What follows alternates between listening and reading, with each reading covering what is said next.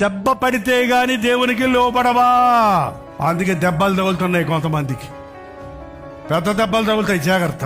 All of షడన్లో నీ ఉద్యోగం పోవటం, నీకు ఒక భయంకరమైన రోగం డయాగ్నోస్ అవ్వటం, నీ పరిస్థితిని ఊహించినట్టు కాకుండా తారుమారైపోవటం చూసినప్పుడు అప్పుడు దేవా, అప్పుడు వస్తాడు దేవుడు కావాలి. అప్పుడు దేవుడు కావాలి. గాలి తిరిగేవాడు, స్నేహితులతో సహాయం కొరకు కోరేవాడు, ఎవడు నీకు తోడుండడు. ఎవ్వడు ఈ లోకంలో నీకు సహాయం చేయలేని పరిస్థితులు వస్తాయి. ఎవ్వరు నిన్ను ఏమీ ఏం మేలు చేయలేని స్థితులు వస్తాయి. కాడికి అలవాటు లేని కోడె దెబ్బలకు లోబడినట్లు నేను శిక్షకు సరే సరే సరే నీ కాడి మోస్తా.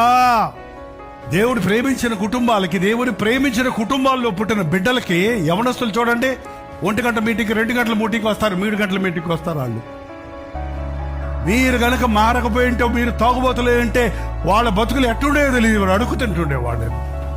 మిమ్మల్ని దేవుడు మార్చి రక్షణలోనికి నడిపించి మీ బిడ్డలు దేవుని అంత భయభక్తుల్లో పెంచి మంచి యవనస్తులుగా, మంచి అందంతో, మంచి చదువులతో మీ స్థాయి పెంచి ఆశీర్వదిస్తే ఆ యవనస్తులకు కృతజ్ఞత లేదు.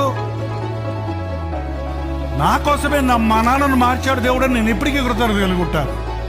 రక్షించబడిన తల్లిదండ్రులు కలిగిన వారులారా గుర్తుపెట్టుకోండి, మీకోసమే మీ నాన్నను అమ్మను మార్చాడు ఆయన.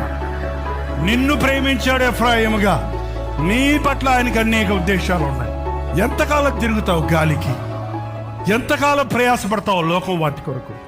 నా కాడి ఎత్తుకో. పాపపు కాడి భయంకరమైనది, నా కాడి సులువైనది, అది లఘువైనది. నా కాడి ఎత్తుకొని నన్ను నా యొద్ద నేర్చుకో అంటున్నాడు ప్రభువు.